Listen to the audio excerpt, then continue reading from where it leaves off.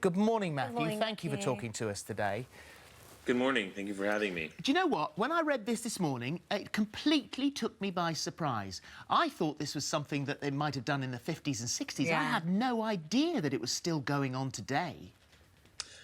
Yes. I mean, I'm 27 years old, and I was in it for 5 years, and it is happening globally, especially in the U.S. That's where I experienced it. And I met hundreds of teenagers through my 5 years who were being treated by doctors to cure their homosexuality. Well, let's go through your story. Your sexuality when you were growing up. You realised that you were attracted to boys when you were about 12, but didn't realise that you were gay until you were 16. And what was that like in your head and also in your family and neighbourhood? So I grew up in a conservative Jewish neighborhood in a suburb of New York, and we weren't very religious, but yet the town was conservative.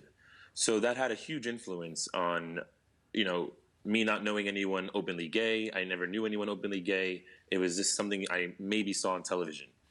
And well, what did your father say? Because you told your father about it, and his initial reaction was pretty good. But then over the next few days, as it began to sink in, he sort of panicked and he worried about what sort of life you were going to lead. Yeah. And it was him that suggested, first of all, about this therapy, wasn't it? Yes. So my parents never heard of conversion therapy. And my father was really great when I told him that I'm attracted to other boys and I had a crush on a boy at school. And he began to panic. What does it mean to have a gay son? What does it mean for my family life, my career, my health? All the stereotypes that go along with the LGBT community is what he feared. And he met a man who was a licensed therapist who told him, well, there is no such thing as homosexuality. Everyone is innately heterosexual.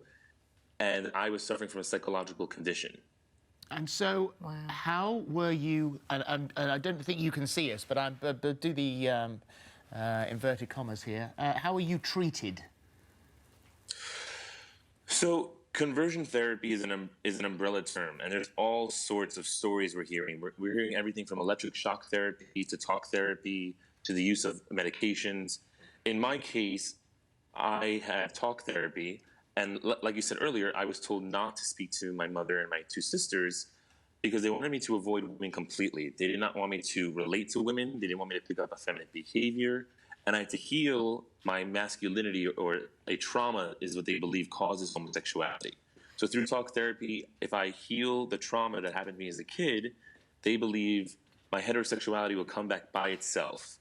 Well, so five years you were doing this therapy for. It cost your father £30,000, and all you seemed to come out with at the end of it was a very bad emotional state, in fact. And there were moments when you contemplated suicide.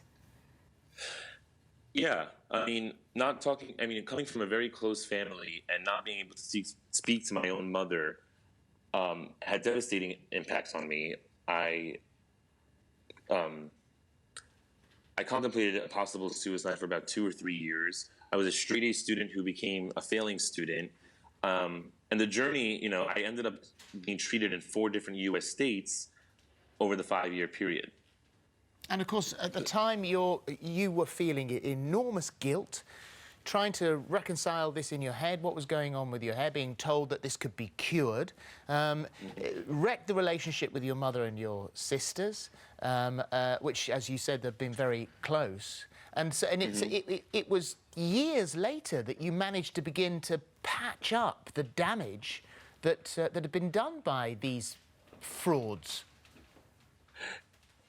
Exactly. After 5 years of being in conversion therapy, I went through a 2-year recovery period, actually experiencing psychotherapy for the first time from age 21 to 23. And at 24, I actually came out of the closet my second time. And for the last few years, it's just been cleaning up and repairing the damage between me and my family, my father, my mother and sisters.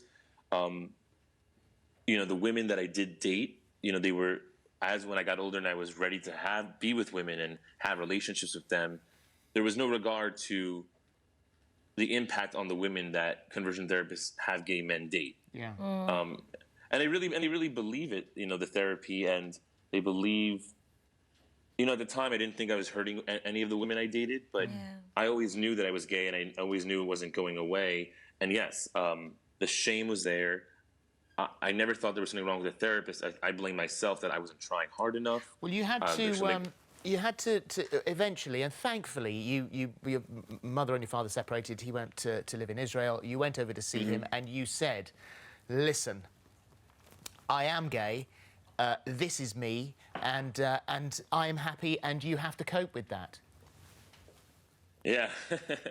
I also told him it was the first time I was able to look at my father and see how worried he was. And as a father, he really wanted what was best for me. And it took a lot for me to get there. And in that conversation, I told him, I love you, and there's nothing to worry about. And I'm going to live a beautiful life. And, take a look. Nothing wrong or bad is happening. So it's almost in a way I had to accept every way my father is and every way he's not. And once I was able to do that, the relationship became mutual.